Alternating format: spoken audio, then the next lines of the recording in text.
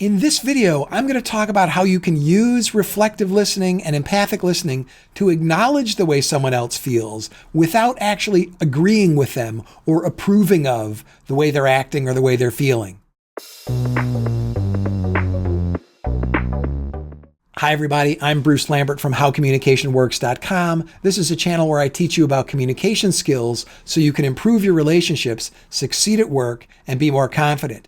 There are some really difficult communication situations where we desperately want to use reflective listening or empathic listening to do a better job in the conversation and to connect with the person we're talking to, but we're afraid if we acknowledge their feelings, they'll think that we're agreeing with them, and we really don't want to agree with them. So what do? One obstacle to empathic listening is our inability to distinguish between acknowledging other people's feelings and approving of or agreeing with other people's feelings.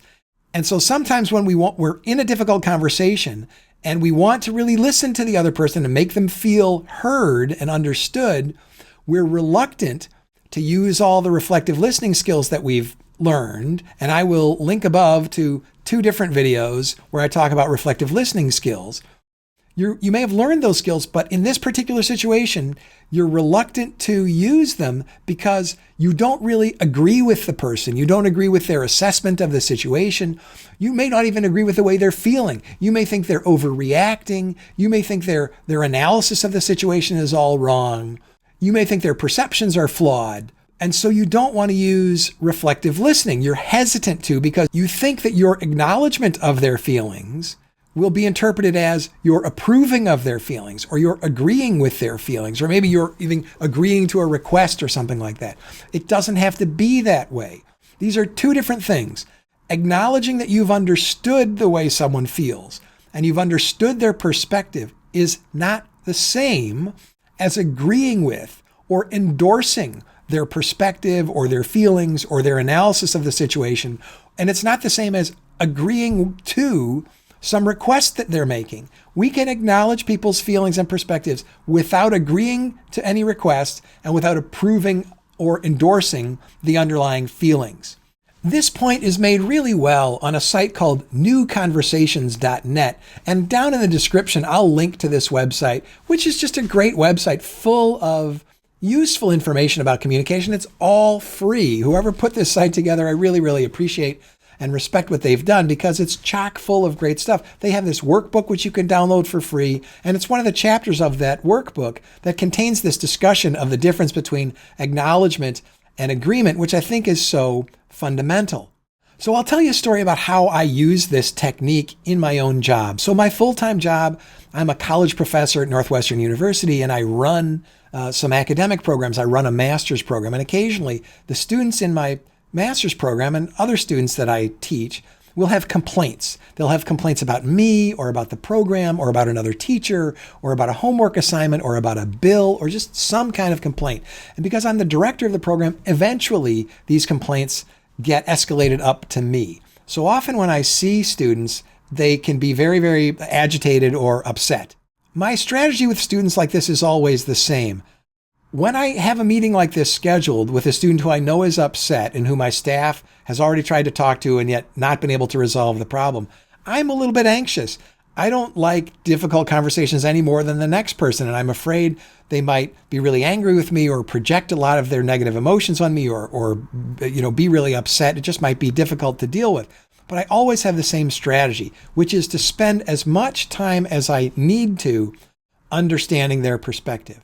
Now, often I do not agree with the student's perspective. I might think that they've analyzed things wrong, that they perceive things differently than I did, that what the teacher intended or whatever was not what they interpreted, or I think the policy that we have in place is reasonable, even though they think it's unreasonable. So I often begin these discussions not agreeing with the student's kind of analysis of the situation, but I put that completely to the side.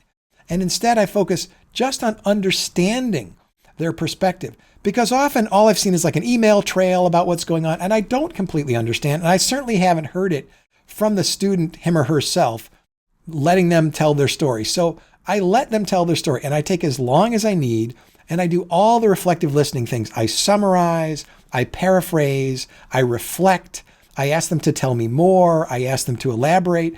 I describe what I think they're saying and feeling, and I let them correct me if I'm wrong. I offer hypotheses about why they're feeling. I ask them what the worst part is, and so on. So I ask them what they think would be fair to do, and so on.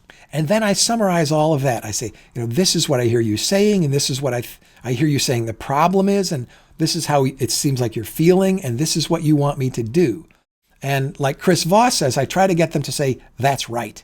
So we get to this point where the student maybe says, that's right. And then I know I've succeeded. And then, remember, the point of this video is to say, acknowledging someone's feelings is not the same as agreeing with them. So in most of these situations, I'm not going to be able to give the student exactly what they want, to change their grade or to give them a refund or to intervene in some way in the dispute that they might be having with a classmate or with a professor or whatever. I often can't do that and don't want to do that and don't even think that that's the right thing to do. And I would say, I don't know, the majority of the time, I was going to say 9 times out of 10, maybe that's an exaggeration, but the majority of the time, once I've given the student the opportunity to describe the problem in detail and allow them to feel heard and totally understood, because I took as long as possible or as long as necessary to listen to and acknowledge their understanding of the situation, then I say, well, this is how I see the situation. And then I offer my interpretation. And as I know, this is what you want me to do. Sometimes I'm able to do what they want me to do. Sometimes by the time they've been able to express themselves, the remedy they want is a remedy that I can grant. And so I say, well, you've asked for this and I can do that. But sometimes they've asked for a remedy that I don't agree with or can't grant. And I say, I'm not going to be able to do this, and this is why. And I understand you might be frustrated that I can't do this. And it's okay for you to be frustrated. I apologize, I can't do everything that you asked. Here's why. But the whole goal of this, or the whole reason for this long story, is that I have acknowledged their feelings without ever agreeing to their interpretation. I don't necessarily agree that the teacher was unfair, or that the paper was graded unfairly, or that the deadlines were not fair, or that their payment should be refunded, or whatever it is they're asking for. I don't necessarily agree, and I've never said that I agreed. So I'm not being manipulative or dishonest. I've just listened so I understand their complaint.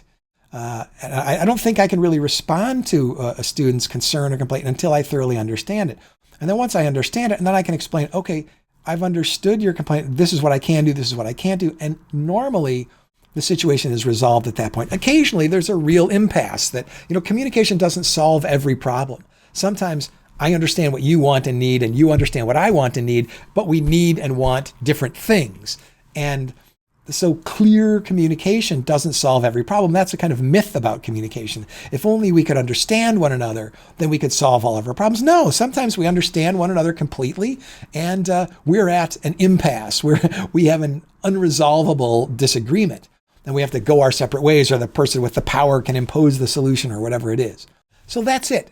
Acknowledgement is not the same as agreement. When you're entering into a difficult conversation and you're afraid you won't be able to use your empathy or reflective listening because you don't agree with the way the person feels, you can let go of that. It's okay to acknowledge what they're feeling. This does not imply agreement. And once you've thoroughly acknowledged what they feel and their perspective, and especially if you can get to a "that's right," then you can also say why you disagree and why you won't be able to approve of their request or grant their request or endorse their plan of action or even endorse the way they're feeling. You don't have to do that, but you can acknowledge their humanity and often make them feel a lot better by just simply acknowledging the way they feel, because we have these basic needs. We have the need to feel understood and seen and recognized, and we have the need to have our own reality validated.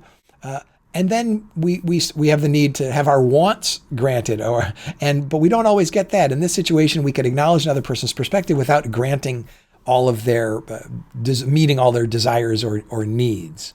So it's not a perfect solution, but it's a pretty good one. It's the best one that communication might be able to offer in a lot of situations.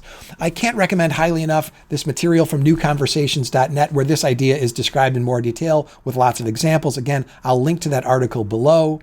I hope you liked this video. If you did, please hit the like button. I'd be grateful if you did. Hit the subscribe button and the notification icon, and YouTube will let you know next time I upload a video.